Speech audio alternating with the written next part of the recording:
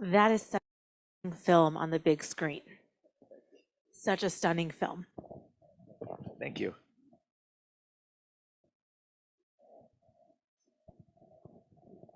Any popcorn left in there? No. Okay. Good evening, and what a remarkable story that you have brought to us, Stephen. Thank you. We are so fortunate to have you here in Tucson this evening, and in a moment I'll give you a proper introduction. But first, I'd like to announce a door prize winner for our in-person audience. So if you'll take out those raffle tickets. We're going to be raffling off 2 complimentary tickets to Return to the Loft Cinema.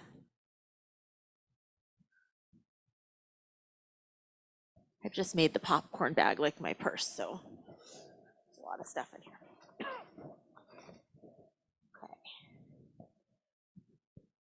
263039.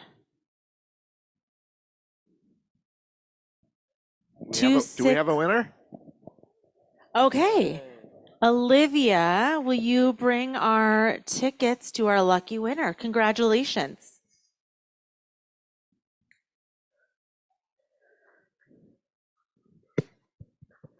So, welcome to our in-person audience. We also have some folks who are joining us over Zoom webinar, and we'll do a raffle prize for them shortly. And there will be an opportunity to ask for the audience to ask some questions as well.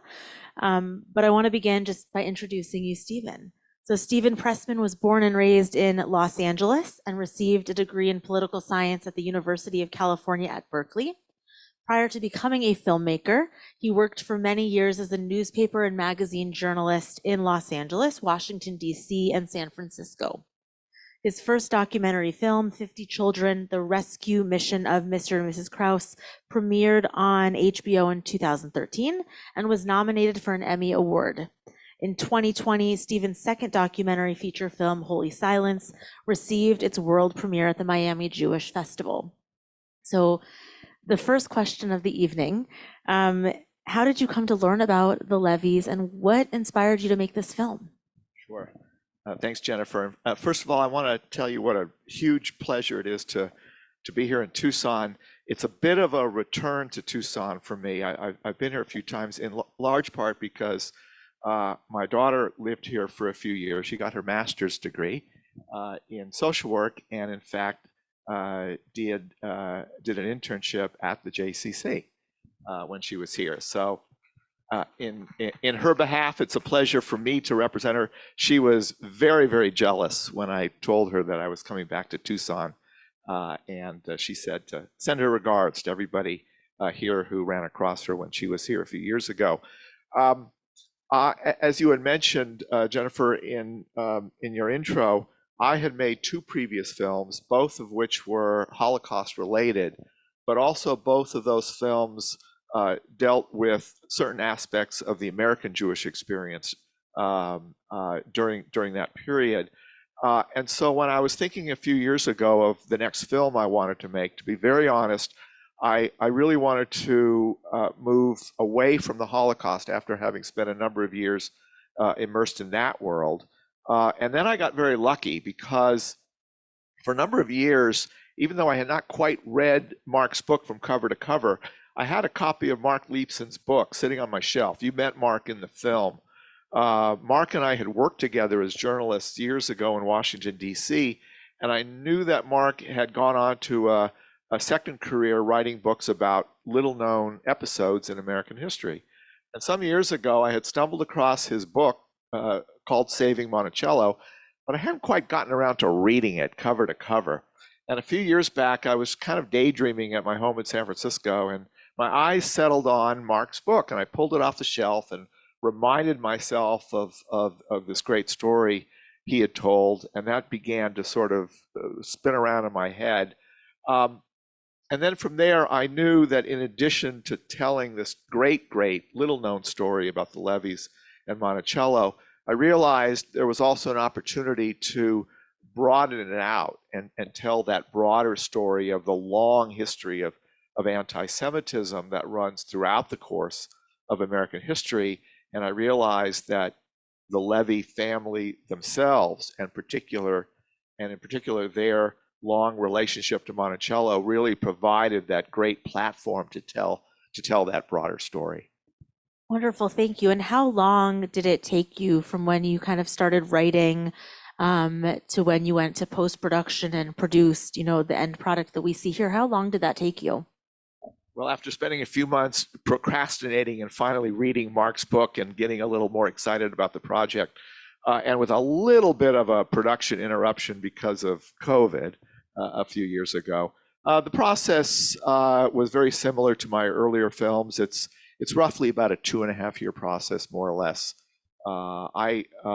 That sometimes sounds like a long time, but I can tell you in the documentary world, that's actually and I don't say this necessarily to pat myself on the back, but that's kind of lightning speed. I mean, it's not uncommon for documentary filmmakers for a variety of reasons, often related to the fundraising aspect of this process, that these projects can sometimes go on for a while.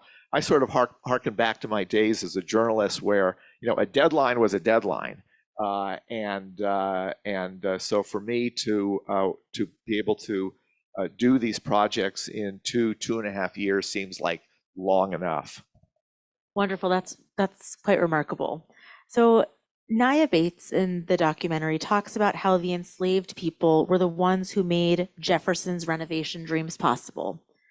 We'd like for you to help kind of put some context around the film with what was happening in the US around slavery at that time. And maybe you can also talk about your personal wrestling with how much or how little you included about enslaved people throughout the film. Sure. Thanks, Jennifer. That's a fabulous question. And I have a bit of a confession to make here. When I first was working on this film, and even at the beginning of the post-production editing stage with my terrific film editor, Richard Levine, earlier versions of the film had much less about slavery, both during Jefferson's time, but also in addition in those post-Jeffersonian years leading up to the Civil War. And I had constructed this argument in my own head. And the argument basically said, I'm not making a film about Thomas Jefferson. And so therefore, we're all familiar with the long look back and the revisiting, and justifiably so, of Jefferson's relationship to slavery at Monticello, and it's not a good story. But then I began to realize, with the help of some friends who were sort of looking over my shoulder in those early stages, and I came to realize that whether you're making a film about Thomas Jefferson or not, you simply cannot make a film that focuses on Monticello, regardless who the owner is, without fully addressing the role that slavery and the role that the hundreds and hundreds of enslaved people who worked at Monticello played in producing this fabulous place that we still treasure today. And then as I delved even further into the story of the Levys, and this went beyond what was in Mark's book and beyond what was in Mel Urofsky's book, who's also in the film. Those books don't deal that much with slavery during the Levy years before the Civil War. That's where Naya entered the picture. Naya had worked at Monticello for the Thomas Jefferson Foundation for a number of years. And her research confirmed what people sort of always kind of assumed, that in the years that Uriah Levy owned Monticello, from the 1830s until the beginning of the Civil War, there was a significant community of enslaved people, including a number that Uriah himself had purchased. And that's when I had further confirmation that in order to present a true and honest picture of this Jewish ownership of Monticello, it had to deal very comprehensively and very critically with the issue of slavery. Thank you. And I kind of want to dig a little bit more into that topic specifically. So the Torah, the Bible refers to slavery and sets some guidelines, right, around how enslaved people were to be treated and when they were released, etc. As Judaism and humanity evolved, we know that enslaving others is unacceptable. So within the context of the film and kind of the different time periods, was it accepted that Jews owned slaves? Absolutely, absolutely. I mean, it's not addressed in the film because I wasn't telling the history of Jews and slavery in the years before the Civil War, but it piqued my own curiosity, and I've been just doing some of my own personal research into this very disturbing part of this Jewish American story. It was not uncommon at all for Jews to own slaves in the South.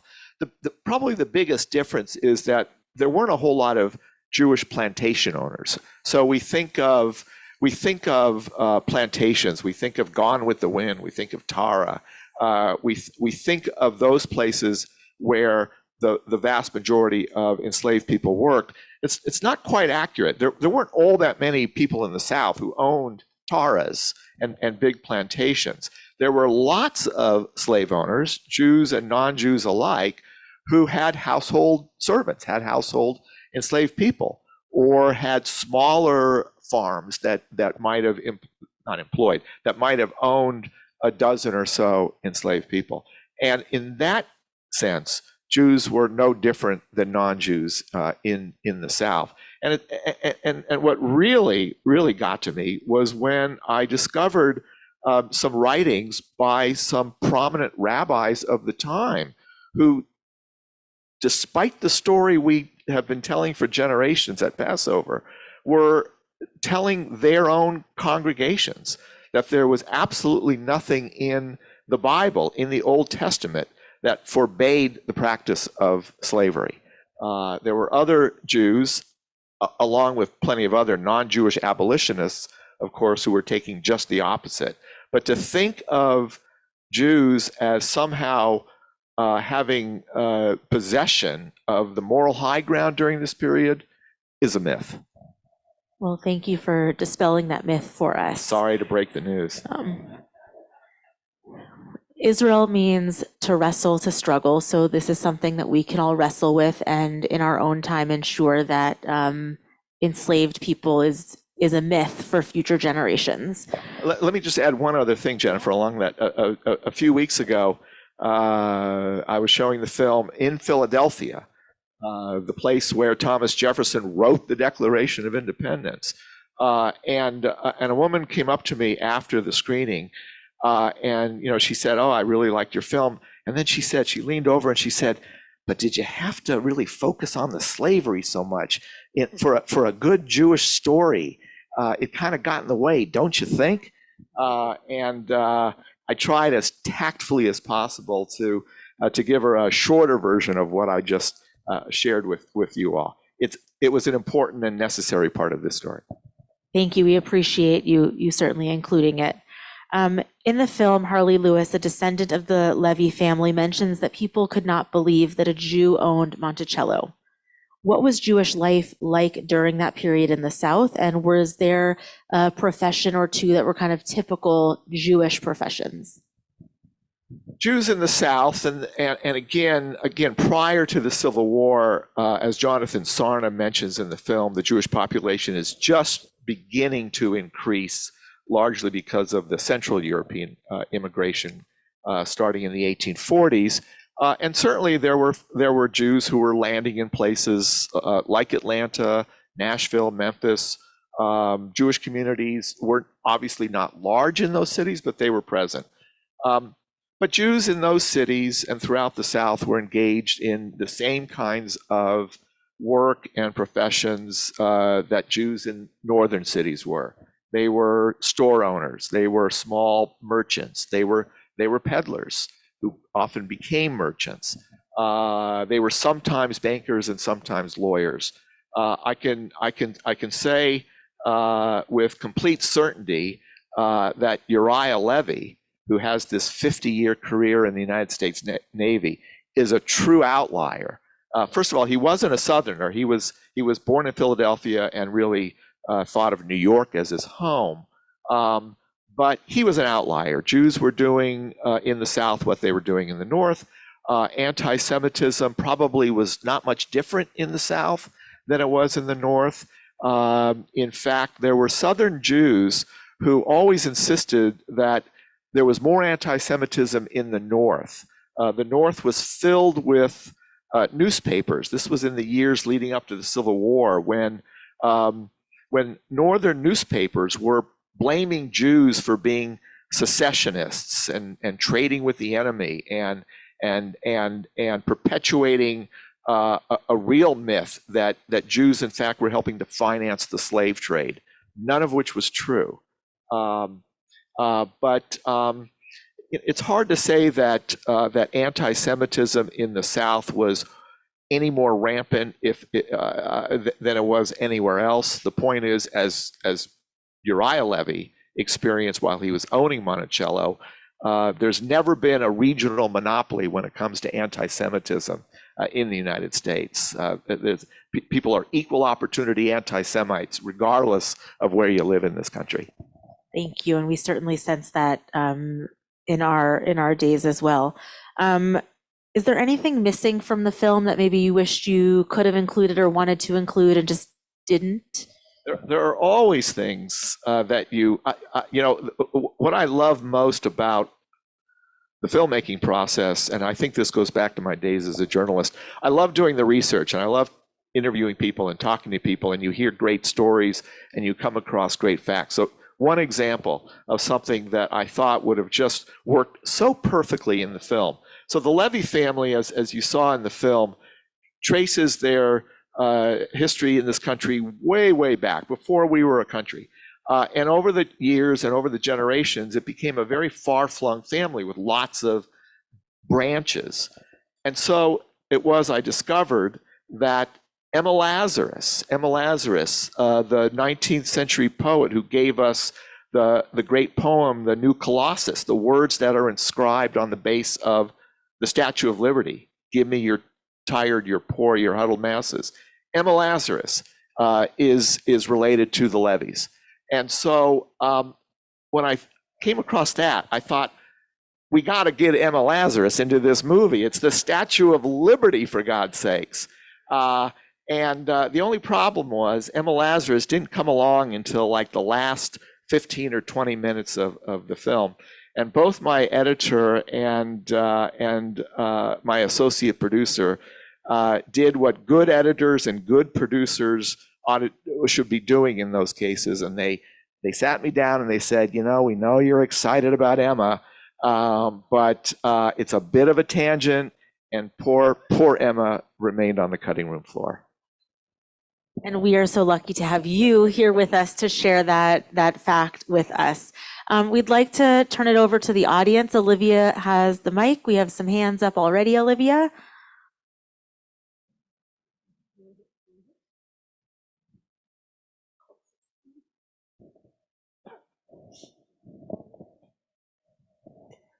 Two questions, which are basically the same question.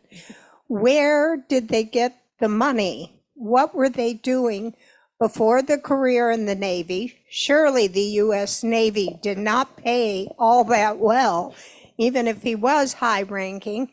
And then his ancestor, the film slightly told it, but there must have been an awful lot of money raised. Where did that come from?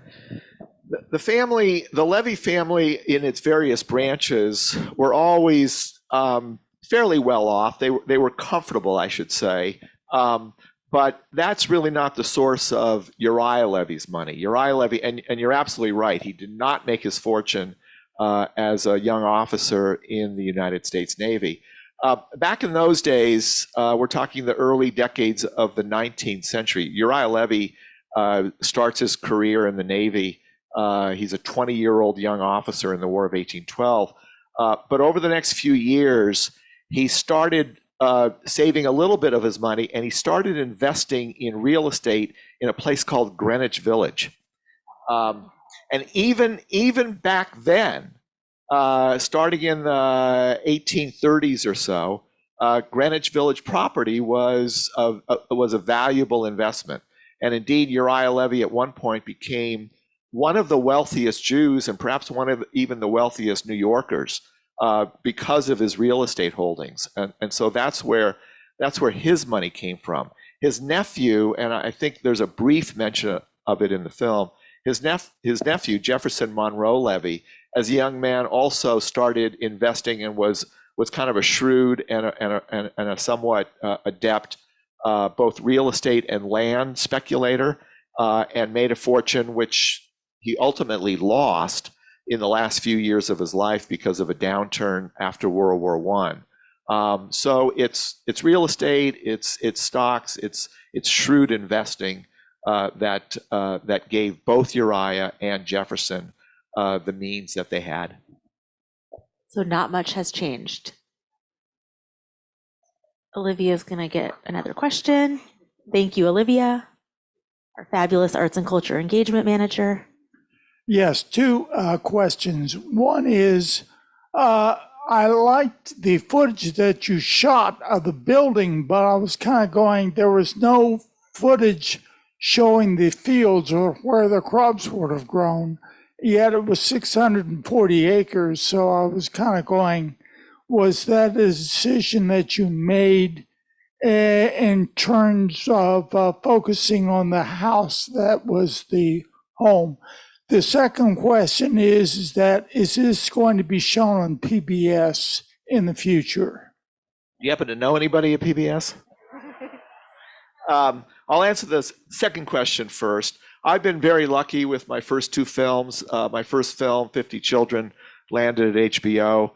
My second film about the Vatican and the Holocaust, it did have a nice run on PBS. Both of those continue to be available there and on other streaming services.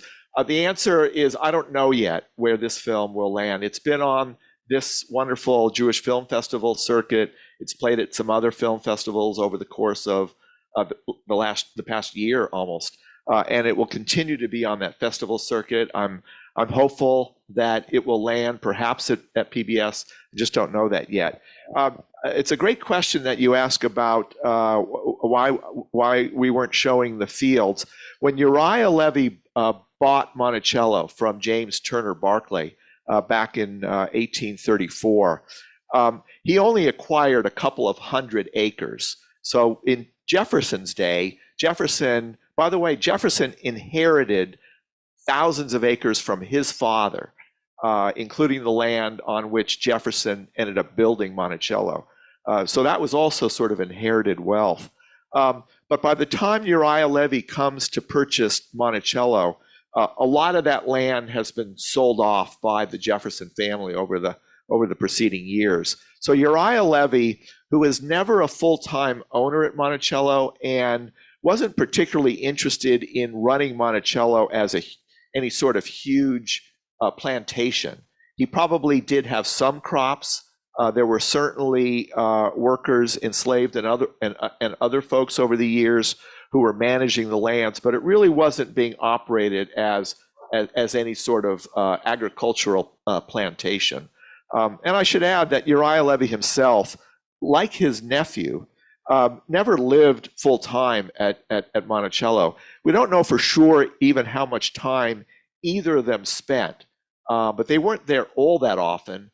And we don't think there was a whole lot of active sort of agriculture going on in the years that the Levys owned Monticello. Thank you. Olivia, we'll take one more question from the in-person audience.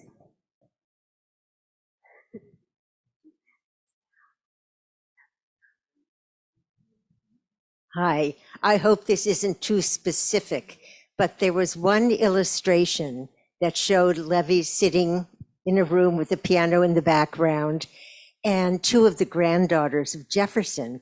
And the narration was talking about how he might be married to one of the girls, one of the grandchildren. And then they kind of dollied past him and showed the slave woman. And she had this very very sweet smile on her face. And it just seemed kind of, I was just wondering if that was an actual illustration from the time that he lived there, something that is kind of a historical illustration, or did you have that made, or how did that? Right. I think the image that you're talking about shows an elderly Jefferson with his children and okay. grandchildren. One of them is playing a harpsichord, which that instrument is still at Monticello, by the way. Okay. But it's Jefferson. The drawing is probably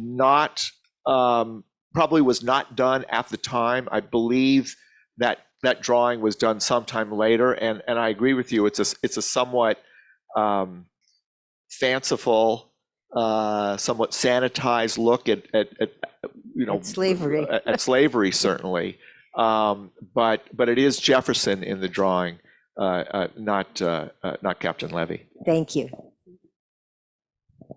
Olivia, are there any questions from our Zoom audience? And can you please let us know who the winner of the Monticello cookbook, which is our Zoom prize this evening, is? We do not have any Zoom questions. Okay. And where would the Zoom? And so while Olivia's looking up at that information, I'm curious what you might be able to tell us about the work of the Thomas Jefferson Foundation. Sure. So the folks, a lot of people sometimes assume that places like Monticello or places like Mount Vernon, George Washington's home, are owned by the government and run by the government. Not so. The U.S. government, now as then, 100 or 200 years ago, it has never been in the business of owning and operating historic presidential homes. So the Thomas Jefferson Foundation today is the same organization. It was called in 1923 the Thomas Jefferson Memorial Foundation, but it's the same foundation that was formed 100 years ago to buy the property from Jefferson Monroe Levy. As the film notes, for a number of decades, the foundation went out of their way to literally erase the Levys from the story of Monticello. That sensitivity and sensibility has completely changed over the course of the last 30 or 40 years. And I'm very pleased to say that the foundation now, today, and for the last number of years has done a wonderful job, not only of recognizing the important legacy of the Levy family, but also in a much more comprehensive way and a much more intellectually honest way, addressing the role of slavery and the folks who made up the enslaved community at Monticello. It's not a part of history they are any longer hiding from. It's all out in the open.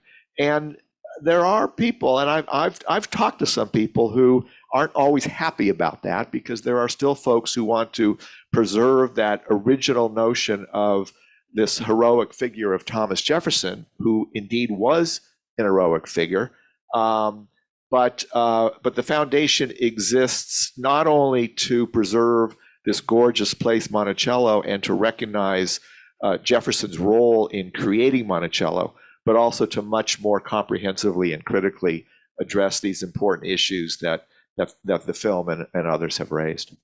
Thank you. I just want to make a quick announcement, and then I'm going to turn it over to you for a final closing word.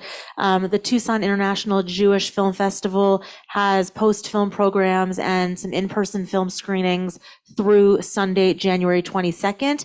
And we are streaming all of our films virtually through January 31st. So on your way out, I encourage you, if you do not already have a gorgeous brochure, to take one with you and see what else you may want to enjoy.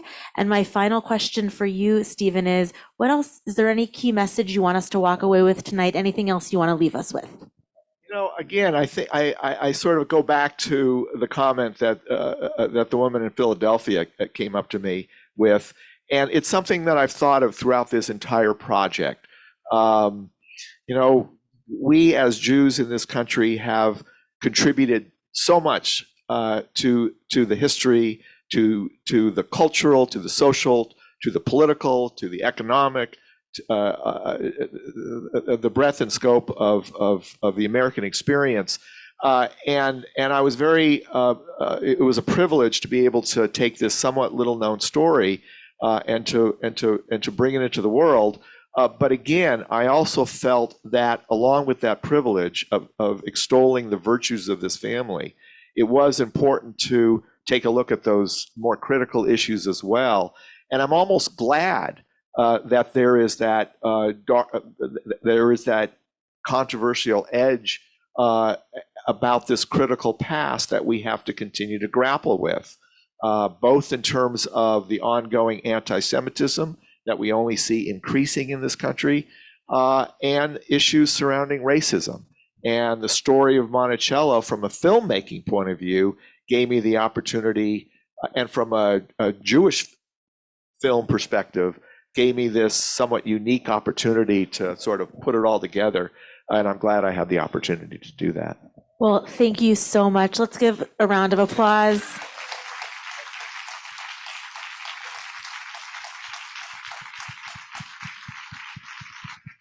And please let us know what your next project is when it's complete. We'd love to welcome you back to Tucson. So thank you so much. And thank you all. Thank you all. Have a good night.